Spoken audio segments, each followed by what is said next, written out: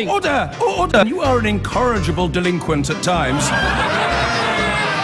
Behave yourself, man!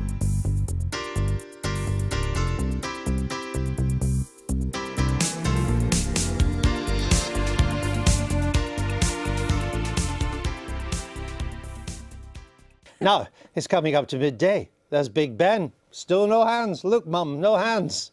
But sad. It's looking decidedly high-tech because look what we've got here. For all those lucky school children who we learned today are struggling to read a traditional analog clock face. That's because they're so used to 24-hour digital versions. Well, we aim to please. Here it is. Let's have a look. It's the digital time, 11:57 and 35 seconds. There we go, mes enfants. It's almost time for PMQs, which means Laura Kunsberg is here. Dear, wait till Jacob Rees-Mogg sees that. A digital clock face on Big Ben, my goodness. We'll all end up in the tower. The Ravens will be leaving the tower any moment now. I can Gosh, feel it now. makes me very Blink, sad blink. not to see Here's this. my hands. Give us the cuffs. It's a bit of a messy week, and there's so many things going on at once. I'm not sure how PMQs is going to pan out. I'm not sure either, and even just today there's a whole smorgasbord of news. You've had David Davis up in front of committee, you've had Philip Hammond, the Chancellor, is up later, universal credit figures are out. That's been a subject for Jeremy Corbyn before, but he may well go on the ongoing mess of the Windrush affair. Yes, because it continues to have fallout. Indeed, and many MPs, particularly David Lammy, who's been at the forefront of all the campaigning on this issue, but are having new cases coming forward to them with more revelations about what went wrong in people's particular circumstances. And while the government has tried to move fast to get out in front of this story, having struggled to understand the seriousness of it for quite a while. Beginning, yes. It's still certainly not over, and lots of MPs are worried about other groups of people who've been caught up in this individually. Well, yeah, there's also that anxiety. We've heard that from the Brussels end of things. So that's still fertile territory for Let me just go back. Peter Dowd, while we were doing the Guest of the Year there, we called the Labour Party. And the Labour Party have told us that Mandy Richards, your candidate in the marginal seat of Worcester, has not been suspended. Okay. She's still your candidate. Okay. So you have a candidate who has questioned the Manchester terrorist attack, said that Joe Cox's murder was conveniently bereft of evidence, suggested the Westminster attack was fake, and sued MI5, MI6, the Met, the Army, Thames Water, Gas Electricity, Royal Mail and her GP. That's your candidate. Well, I can add nothing further than I said before. I think it's shocking what she said. Okay, thank you.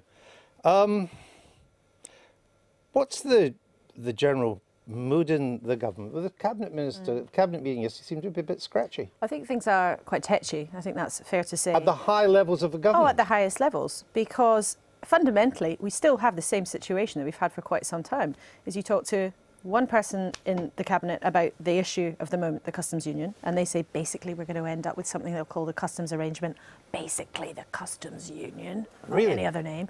And then another with Andrea Leadsom shaking her head there, saying if it looks anything like that, well then I might be off. And now the policy of the government, as dictated, as repeated time and time again, is to leave the customs union and not be part of any customs union that looks like that.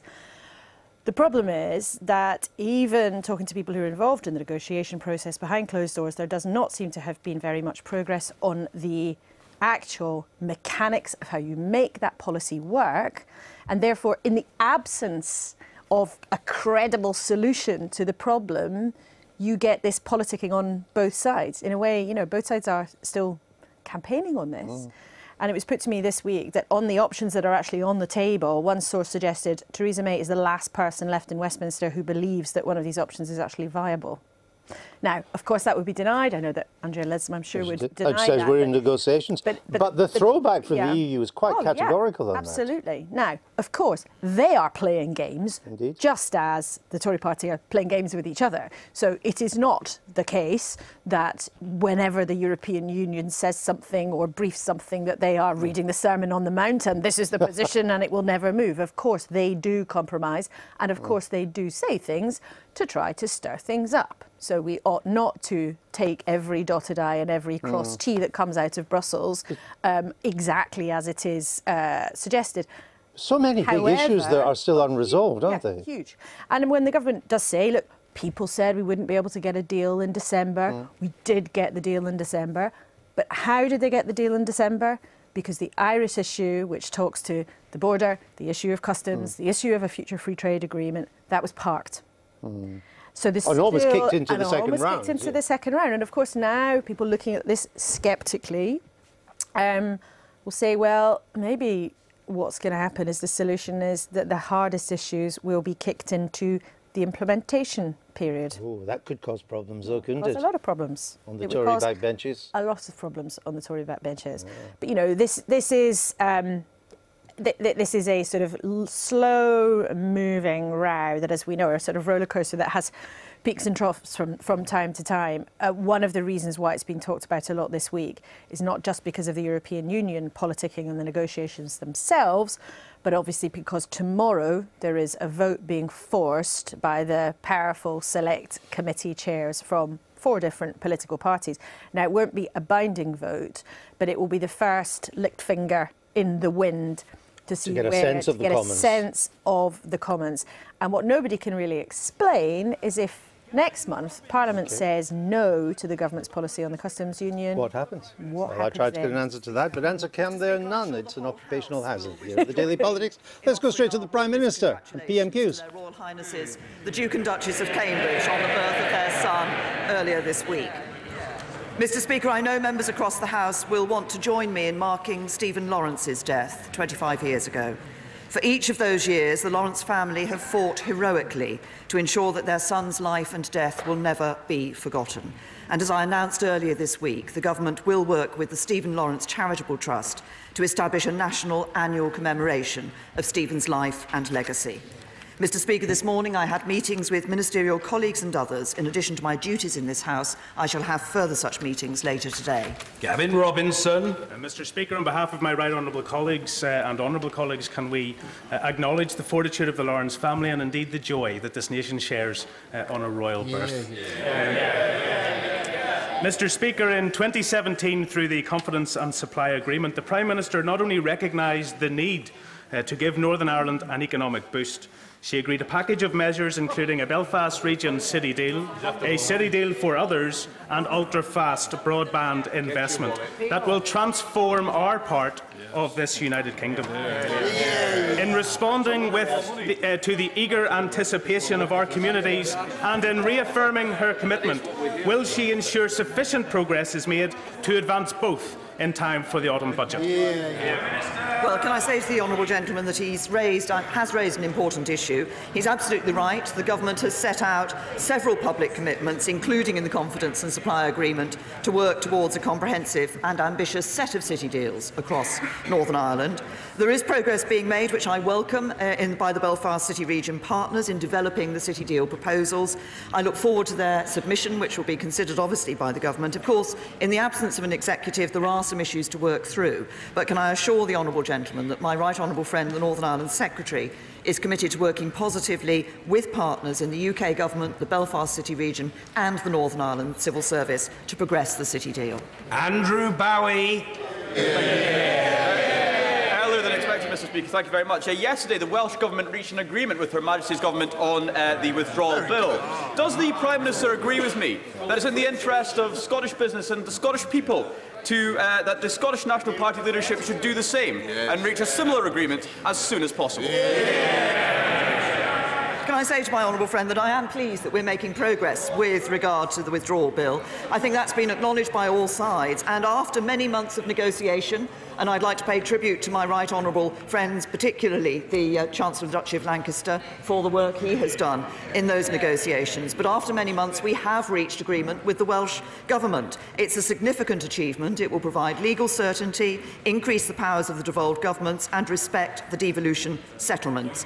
We've made considerable changes to the bill to reflect issues raised by members and by the devolved administrations.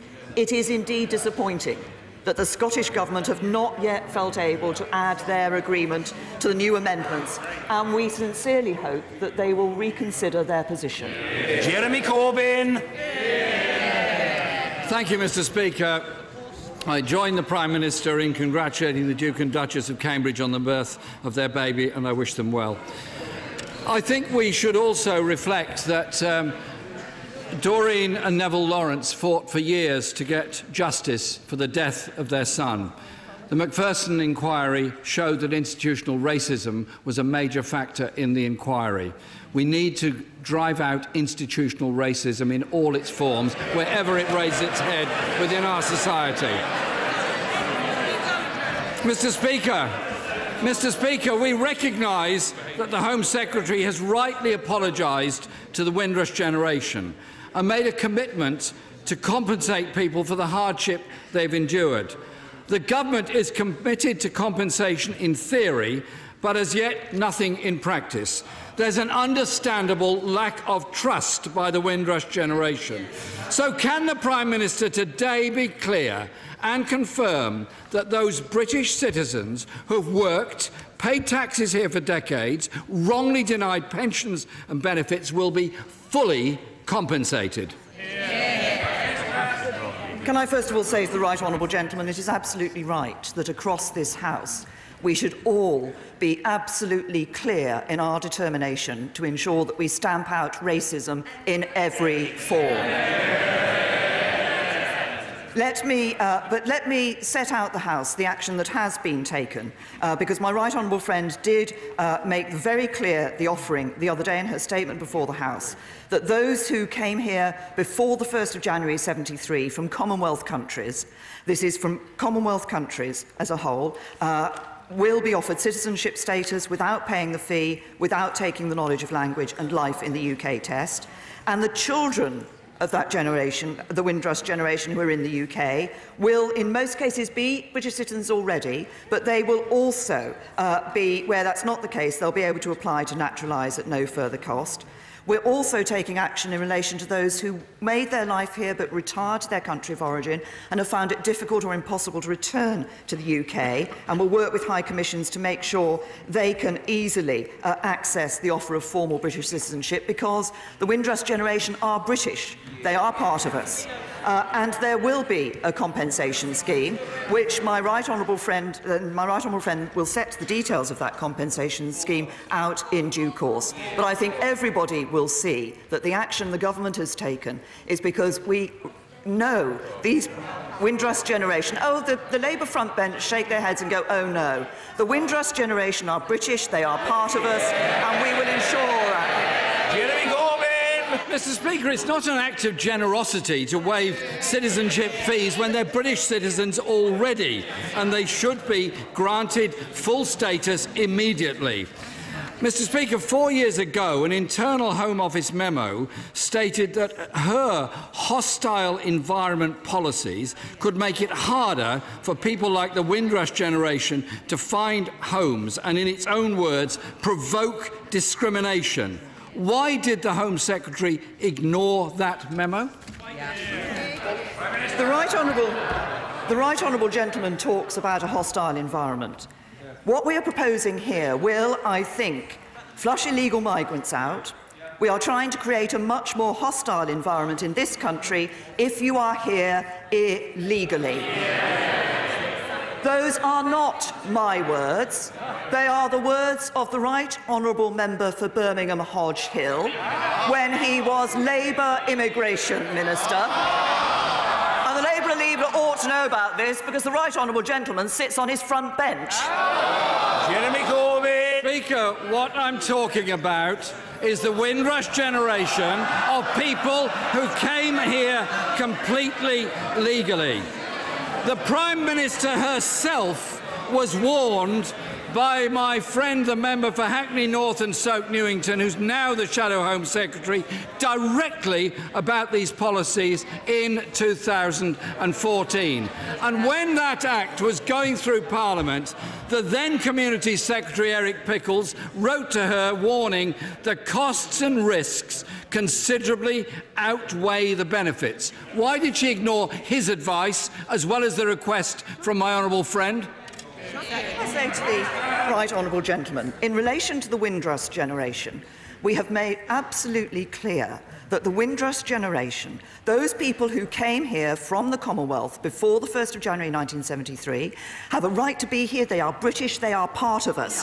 The problem at the time was that they were not documented with that right, and that is what we are now putting right. He talks about action that the government has taken in relation to those who are here illegally.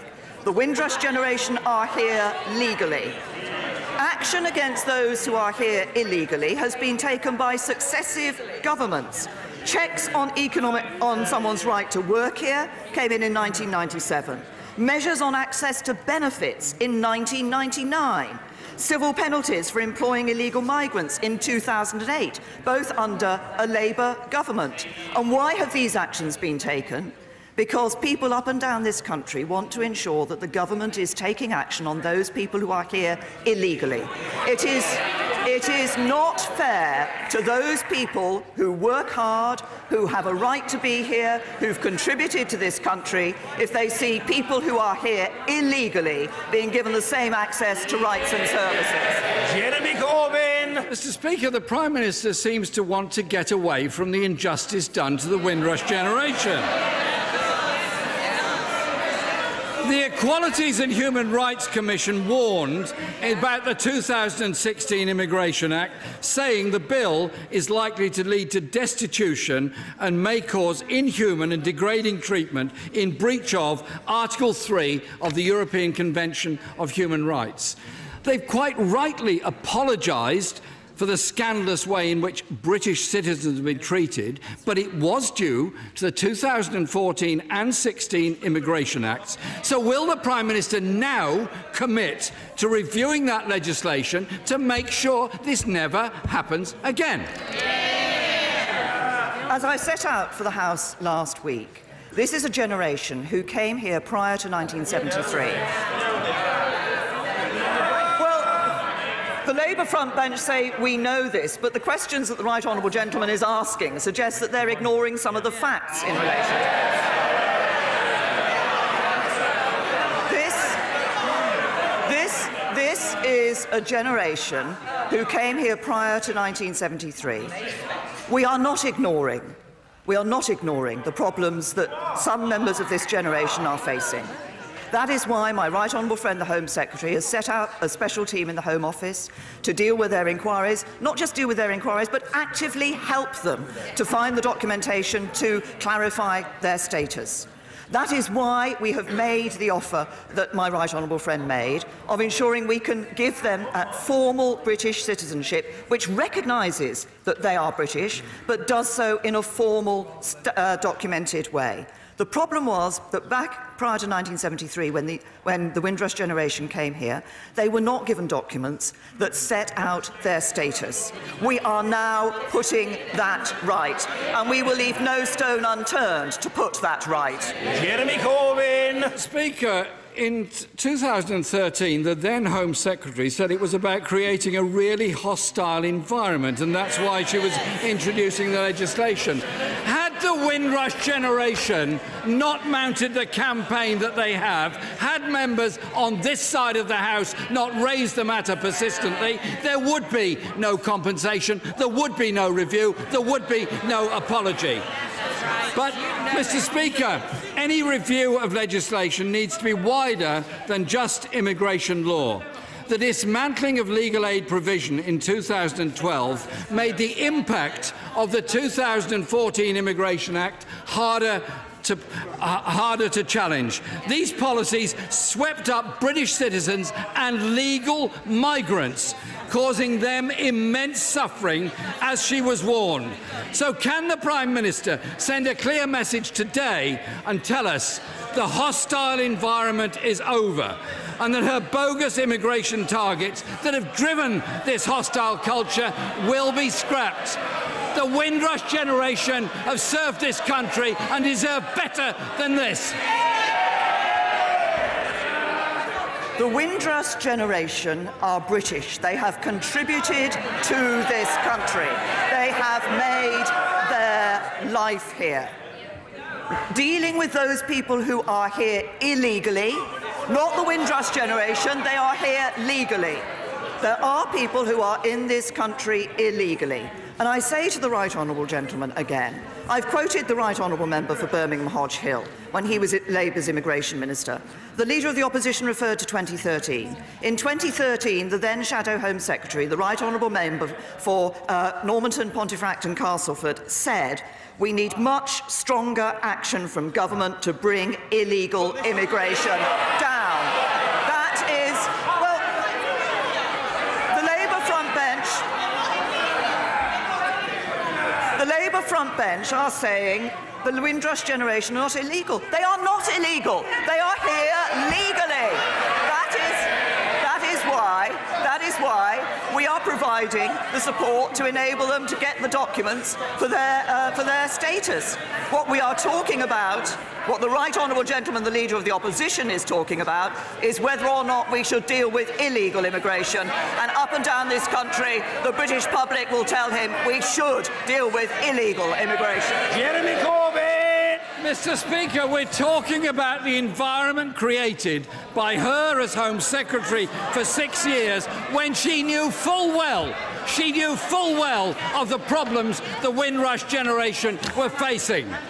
At last, she's been forced to act upon it. Last week, the current Home Secretary admitted the Home Office sometimes loses sight of the individual.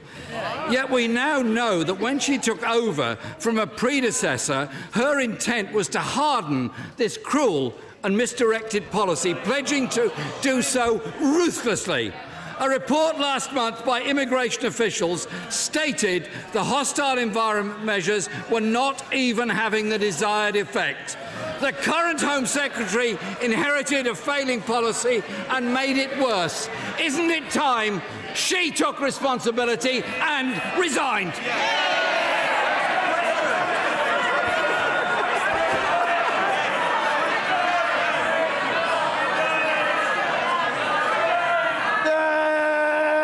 The House must calm itself. We've got a long way to go and a lot of backbenchers' questions to reach. Let's hear the Prime Minister. Can I say to the Right Honourable Gentleman that up and down this country, people want to ensure that the government is taking action against those people who are here in this country illegally, because it isn't fair that people who work hard day in and day out, who contribute to this country, who put into the life of this country, are seeing people who are here illegally accessing services in the same way. We are acting to ensure that those people who are here legally are given the support that they need. We welcomed the Windrush generation those many years ago. They are British, they are part of us, and we are ensuring that they remain here and are able to continue to live their lives here. But it is also right that this government takes action against those people who are accessing services despite being here illegally and not putting in and not contributing to this country. And I say to the Right Honourable Gentleman, if he wants to talk about issues of fairness, if he wants to talk about a government that is kind, then let's just look and see what a Labour government would be like. Because a Labour government that would wreck our economy, that would damage people's jobs, that would destroy, that would tax people and end up with debt for future generations, is not a Labour government that is kind or fair to anybody. Thank you, Mr. Speaker. I'm sure the whole House will want to pass on its condolences to the family of Matt Campbell, who sadly died taking part in the London Marathon. But will the Prime Minister join me in congratulating the 40,000 runners, including many right honourable and honourable members from this place, who completed the marathon, raising huge amounts of money for local charities and good causes across the United Kingdom? And in particular, we should thank the volunteers, the medics and the ambulance staff who made the event as safe as possible. Gentlemen, he shouldn't be too shy about it. The Prime Minister. Well, first of all, may I join my honourable friend in paying tribute to Matt Campbell, and I understand his Just Giving page has now raised over £140,000 for the Brathay Trust, which works to inspire vulnerable young people to make positive changes in their lives. I'm sure members across the House will want to join me in offering condolences to his family and friends. But I'm also happy to join my honourable friend in congratulating the runners in this weekend's London Marathon, including those 15 members from this House who competed, and, if I may say so, particularly my honourable friend who was the fastest Member of Parliament in the marathon, completing it, because we should have it on record, in 3 hours and 38 minutes. Many congratulations to my honourable friend. But it's also right that we pay tribute to those ambulance workers and medical staff who, for all that they did on the day to enable this to take place. Ian Blackford. Thank you, Mr. Speaker. Can I, on behalf of those of us in these benches, pass on congratulations to the Duke and Duchess of Cambridge on the birth of the son, and I associate myself with the remarks of the Prime Minister and Stephen Lawrence. Mr. Speaker, the CBI, the NFU, the Scottish Government, the Welsh Government, the House of Lords and overwhelming members of this House want the UK to remain in the Customs Union. Why is the Prime Minister on the side of her cynical Brexiteers, frontbenchers, and not working in the interests of all the nations of the United Kingdom? The British people voted to leave the European Union. In voting to leave the European Union, they voted to leave the single market and the customs union. What we want to ensure is that we as a country are able to independently negotiate free trade deals around the rest of the world. That we are also able to ensure that we deliver on our commitment for no hard border between Northern Ireland and Ireland, and that we have as frictionless a border as possible between the United Kingdom and the European Union. What businesses tell me is that they want that tariff-free, frictionless border, and that's what we're negotiating for them. Blackford. Mr. Speaker, that answer simply isn't good enough. The single market and the customs union, quite simply, were not on the ballot paper. The Prime Minister's own government analysis shows almost every sector of the economy and every region of the United Kingdom would be negatively impacted if the UK leaves the customs union. Negotiations in Brussels are effectively at a standstill because the government are bereft of ideas on how to deal with the Irish border issue. Why is it that jobs, living standards, even the Good Friday Agreement are all secondary concerns to this government? Will the Prime Minister confirm now that if this place votes in favour of a customs union, that will be the negotiating position of her government? Can I say to the right honourable gentleman that he is wrong in so many of the statements that he's just made? First of all, this government is not bereft of ideas in terms of how we can approach the issue of the Northern Ireland border, because we have published proposals for dealing with that very issue. But if he wants to listen to Scottish businesses, I suggest he listens to those businesses who just yesterday from the Food and Drink Federation, Scottish Bakers, Scottish Retail Consortium, said Scotland's businesses benefit enormously from the existing and largely unfettered UK single market. The SNP government in Scotland should listen to that. Dr. Andrew Murison. At Thursday's recovery meeting in Salisbury, the public was told that 9 Novichok hotspots remain in the city and around the city, and that the clean-up may take until the end of the year. In thanking the Prime Minister for her very close interest in this matter, can I ask what more can be done to expedite the clean-up so that life in South Wiltshire can return to normal as soon as possible.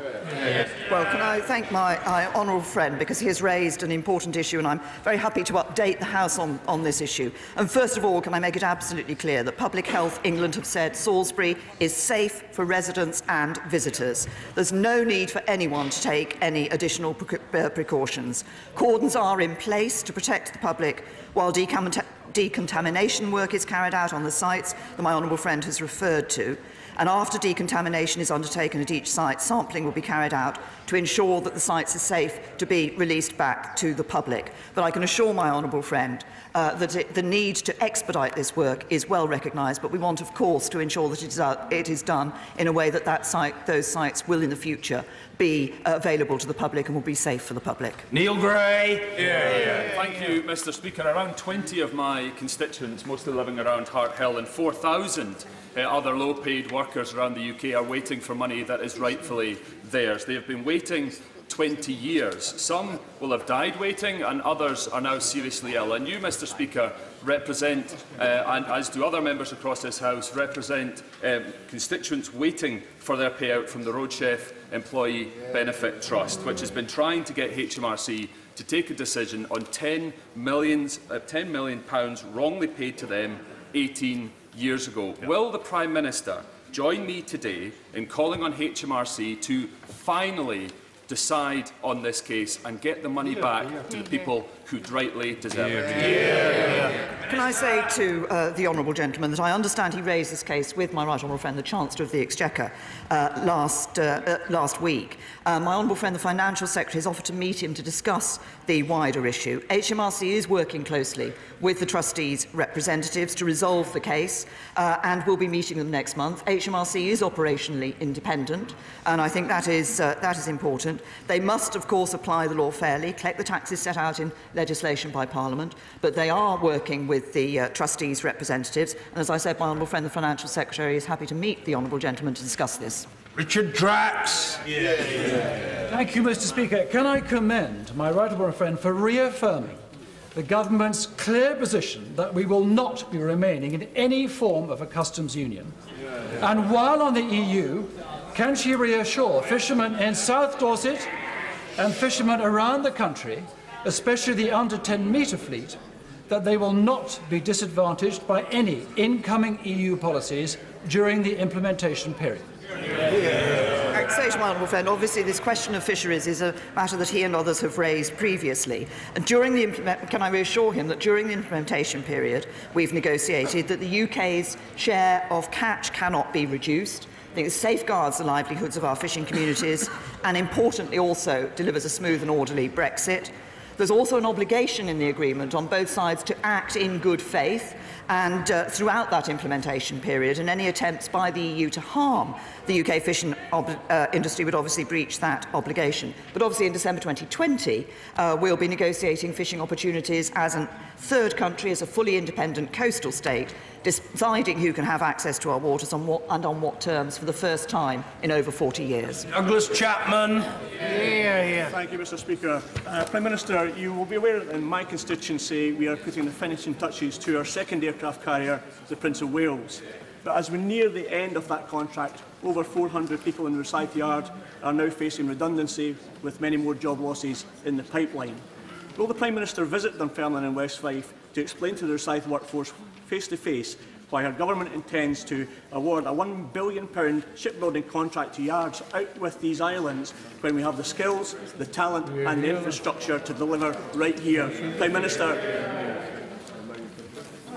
Can I say to the honourable gentleman that what we are doing through our national shipbuilding strategy is focusing on giving the Royal Navy the ships it needs while increasing economic growth across the country and investing in a more skilled workforce. So we are encouraging a more competitive industry in shipbuilding and growing jobs across the country.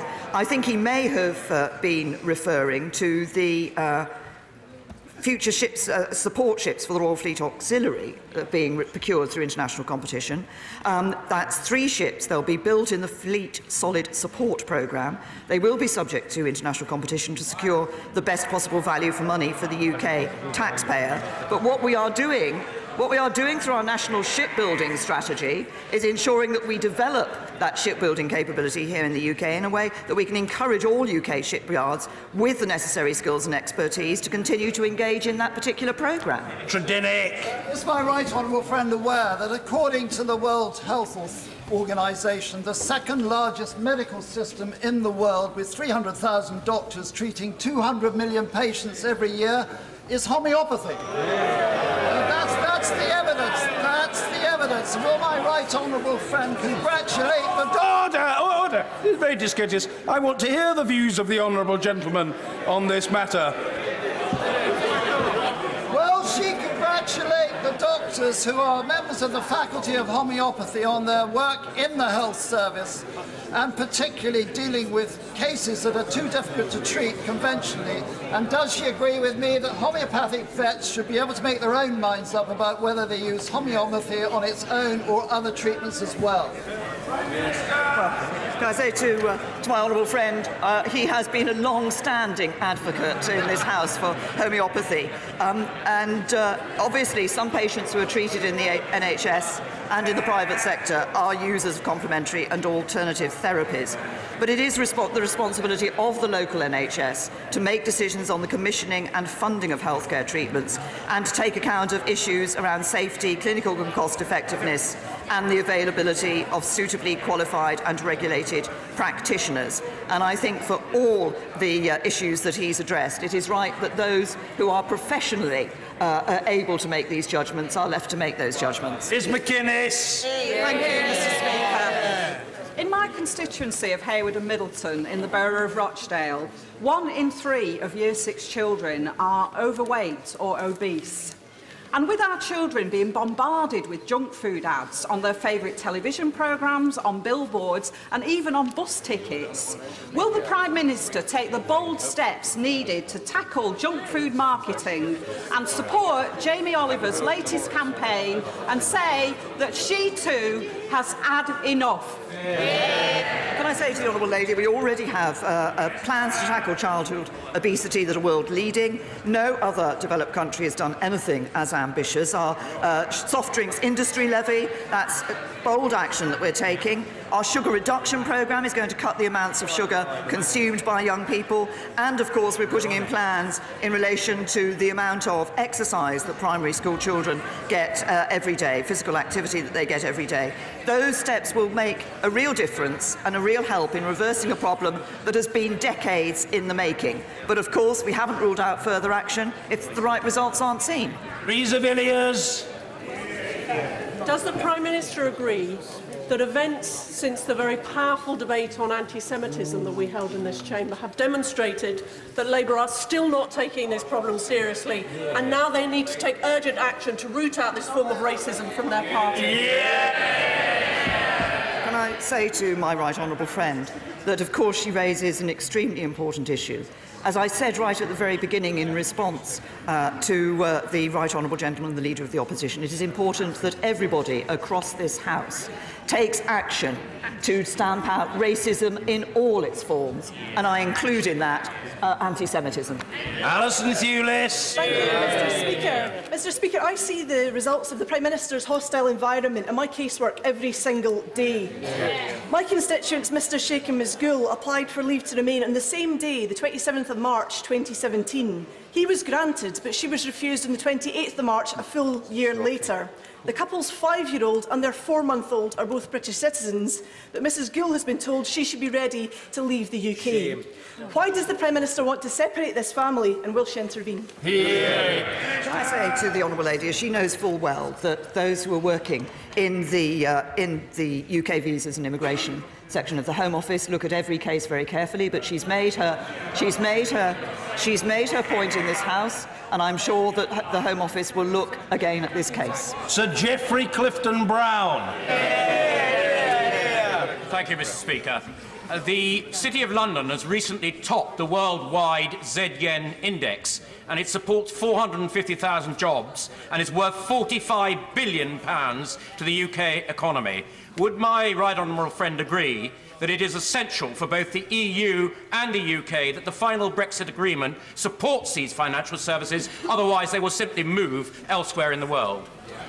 Can I say to my honourable friend that this is an important issue? I referred to this in my Mansion House speech, where I said that we wanted to ensure that financial services were a part of the deep and comprehensive partnership we want to build with the EU27. Our goal should be establishing access to each other's markets. That should be based on maintaining the same regulatory outcomes over time, with a mechanism that determines proportionate consequences where they are not maintained. That's part of my ambition for an economic partnership with the European Union that goes way beyond any existing free trade agreement, covering more sectors and cooperating more fully. And my honourable friend is right that actually if firms are looking in financial services are looking to go elsewhere, they are more likely to look to go elsewhere in the world rather than elsewhere in Europe. Colleen Fletcher. Yeah. A stem cell transplant can be a life-saving treatment for people with blood cancer. Recent research shows that having a younger stem cell donor improves a patient's chance of surviving post-transplant. Will the Prime Minister join me in supporting the upcoming Be a Lifesaver campaign by the charity Anthony Nolan, which aims to recruit more young people aged 16 to 30 to the stem cell donor register? And will she congratulate the 1,000 people in Coventry North East and all others who are already signed up to be donors? Well, I'm happy to join her in congratulating those people in Coventry and elsewhere who have signed up already to be donors. Anthony Nolan has done excellent work over many years. I wasn't aware of the particular campaign that she has referred to, but I will certainly look into it. Sounds like a very good campaign, and I'm sure she will be encouraging other members of this House to support it as well. Pawsey. Mr. Speaker, increasing numbers of children of school age are now being educated at home. Does the Prime Minister agree that it's important to ensure that these children receive an education that's appropriate for their needs? Yes. Can I say to my honourable friend, I think this is very important. Sometimes parents will decide to educate their children at home. They will have their reasons for wishing to do so, but it's important that those children do get an appropriate quality and level of education, and I can reassure my honourable friend that I know that this is an issue that the Secretary of State for Education is looking at. Lucy Powell. Thank you very much, Mr. Speaker. On Saturday, I met a lovely young couple who had all but given up hope of ever being able to buy their own home. But thanks to an innovative, genuinely affordable housing scheme by Manchester City Council, they had just moved into their own house right near the university. So will she join me in praising Manchester Labour, who, despite her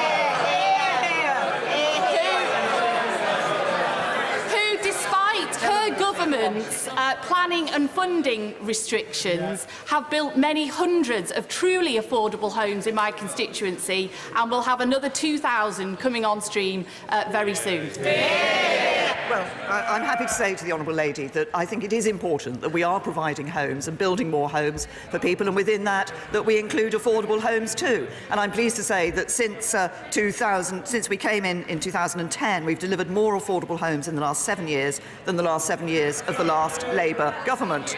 But I'm happy to. It is, in fact, the government is working with Manchester and with the Mayor of Manchester and the Combined Authority to ensure that we are supporting in certain areas with funding and encouraging that building of affordable homes, and indeed ensuring that there are those homes that young people can aspire so that they can get their foot on that property ladder for those who never thought they'd be able to do so. Andrea Jenkins. Thank you, Mr. Speaker.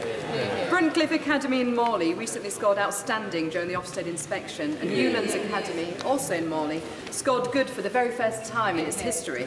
Can the Prime Minister confirm to the House that under this Conservative government, since 2010, an additional 1.8 million children are now taught in good and outstanding schools? And I hope the Prime Minister will join me in congratulating the principals, teachers, staff and students at the two schools for their hard work to obtain this admirable achievement.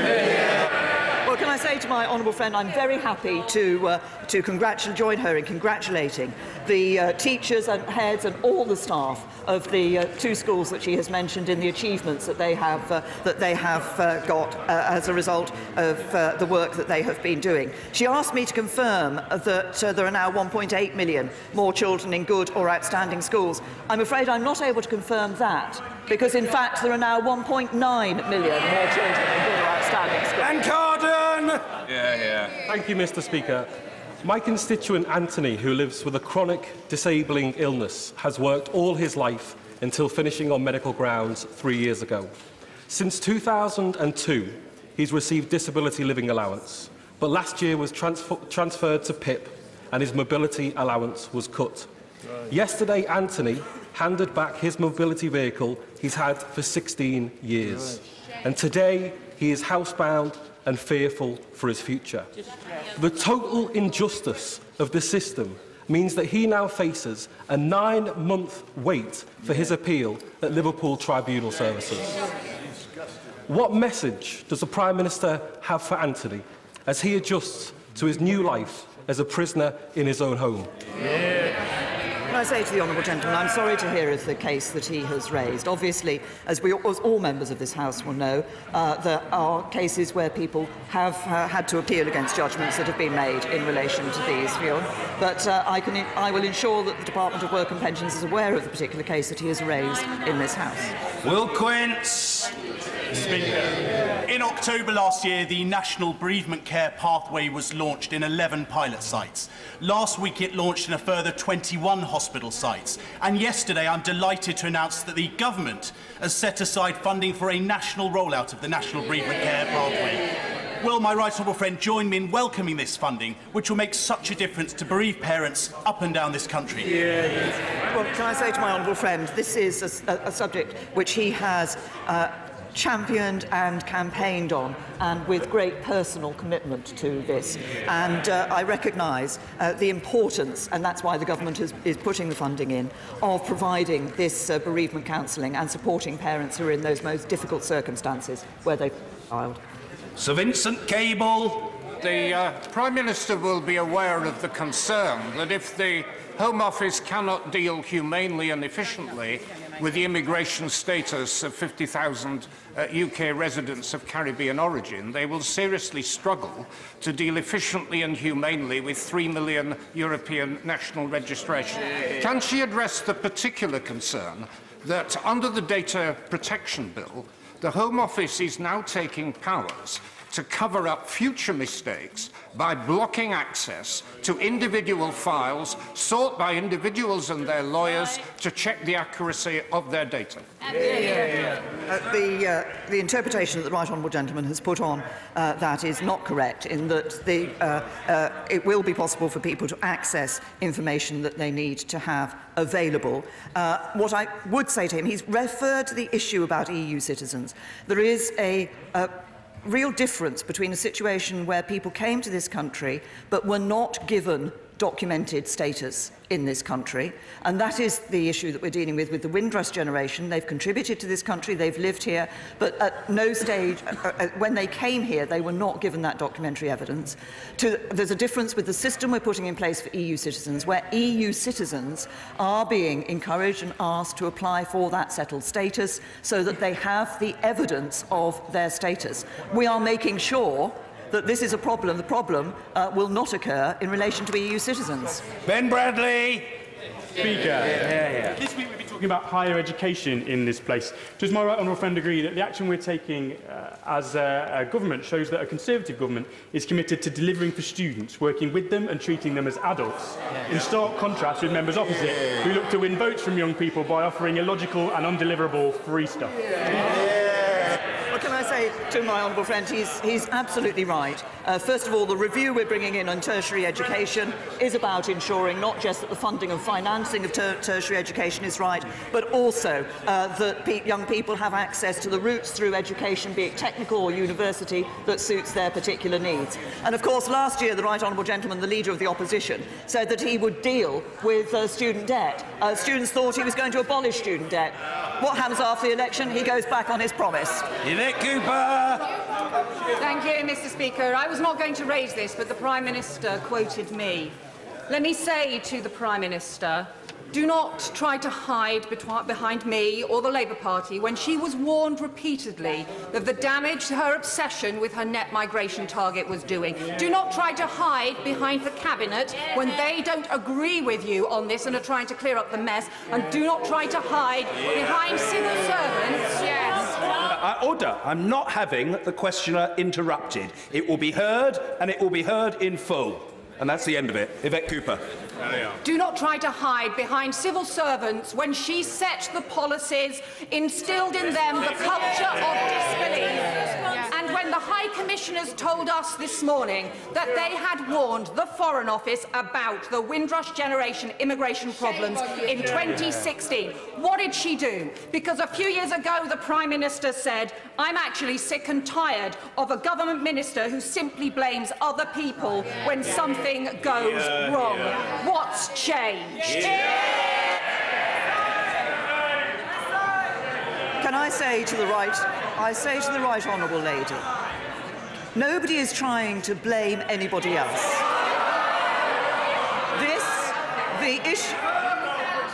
The question of the Windrush generation arises from the fact that when they came here, they were not documented. Their status to live here was not documented. Over the years, yes, there have been individual cases over the years of people who have had to regularise their documentation and have done so. We have now seen cases of people in difficulty because they have not been able to do that. That is why the Home Office is taking action to deal with that. But for governments of every colour, including the government in which the Right Honourable Lady served, action has been taken against illegal immigrants. This does not apply to the Windrush generation. They are here, they are British, they have a right to be here. But under Labour, action was taken for a compliant environment. Under the Conservatives, action has been taken to deal with illegal immigrants. That's what we're doing. I have apologised to the Windrush generation, and I do so again.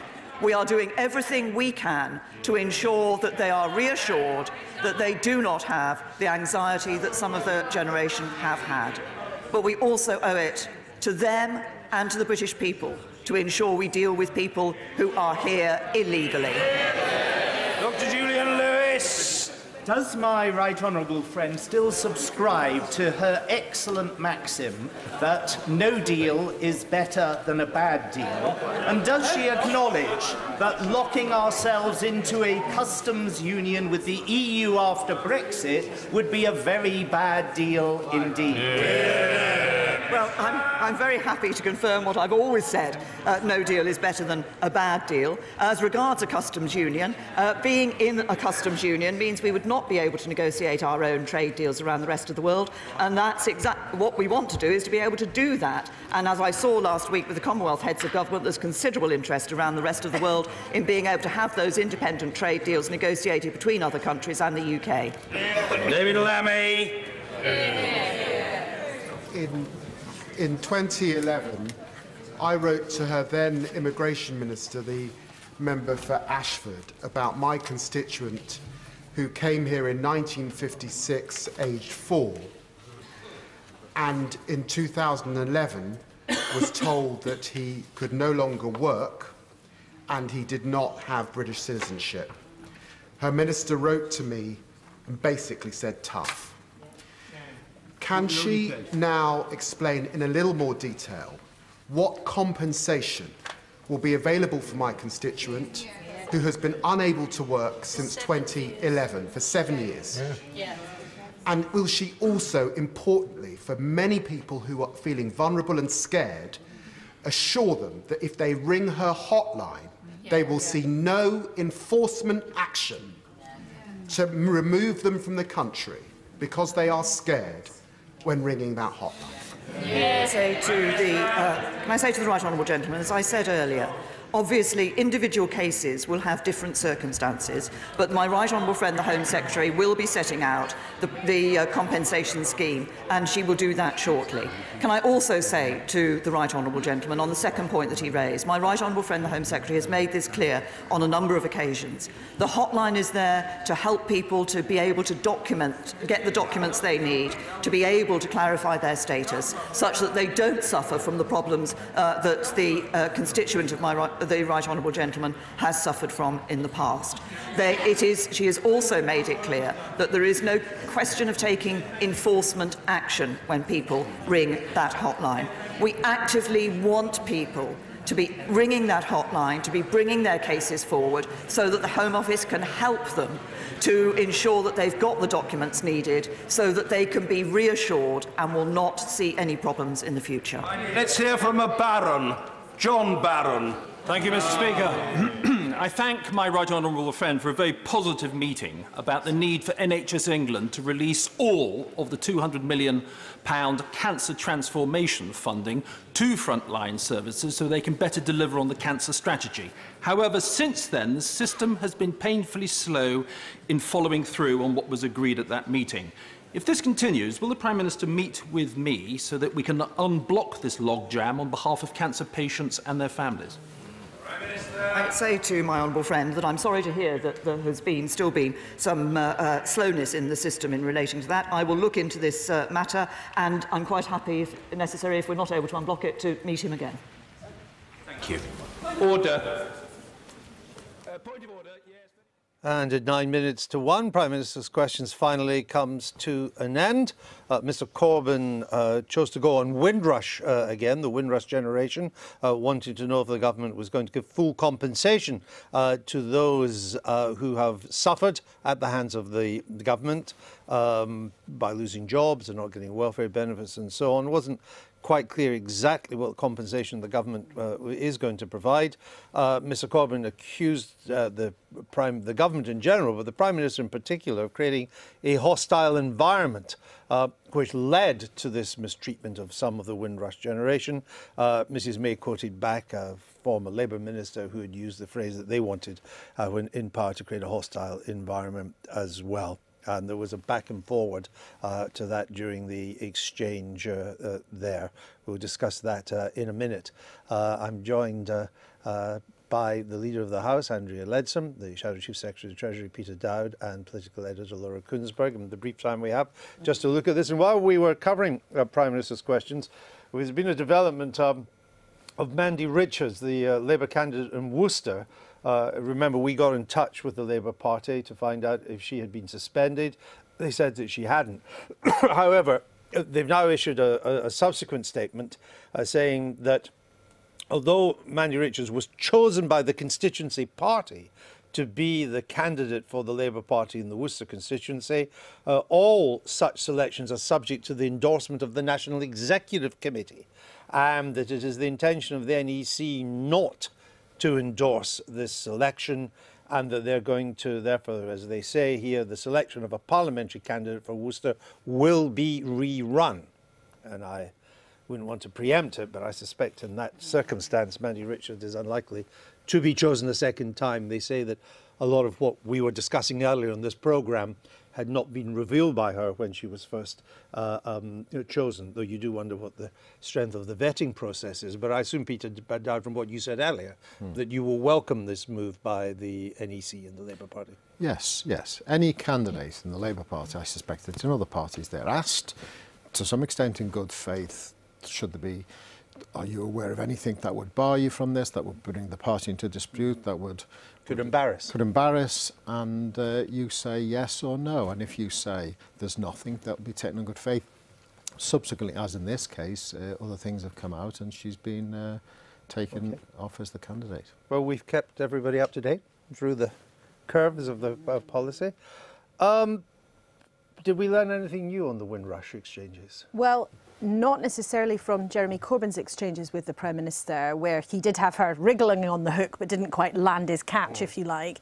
But I think a blistering question from Yvette Cooper did give us a new fact, in that she said the High Commissioners of the Commonwealth countries have told her committee that they had raised this pattern of a problem with the Foreign Office, and I think she said back in 2016. That's what I heard too, now, yes. The contention from the Home Office at the height of this mess last week as it was unfolding, senior sources there told me that it had not been raised at the Home Office as a pattern until 2 or 3 weeks ago.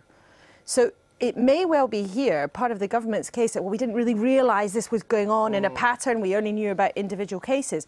The question now is, if one bit of government had been told clearly that there was a pattern of a problem here that was causing anguish to lots of people, why didn't another bit of government know about it?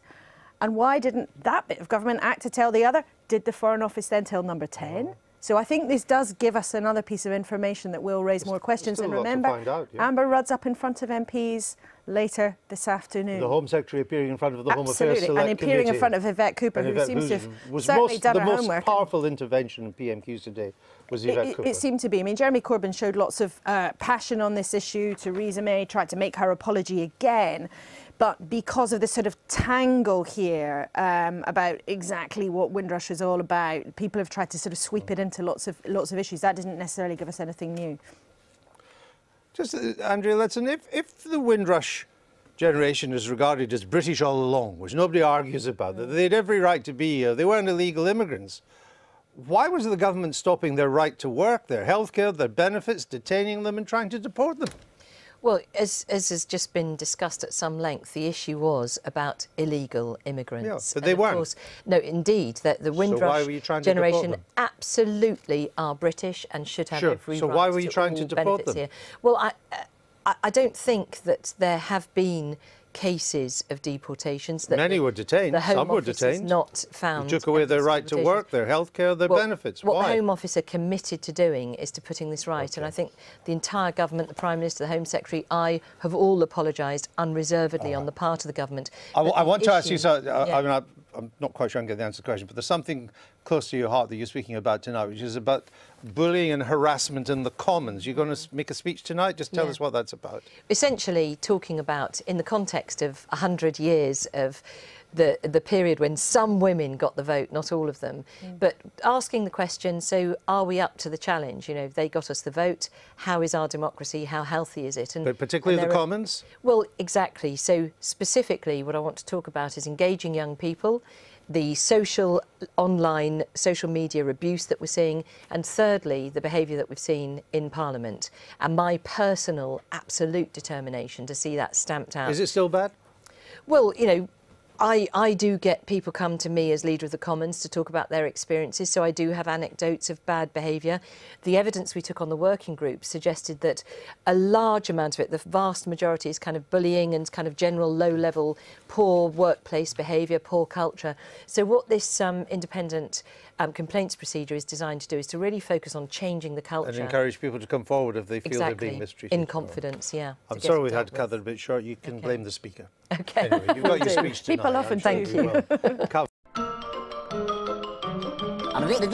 That's all, folks.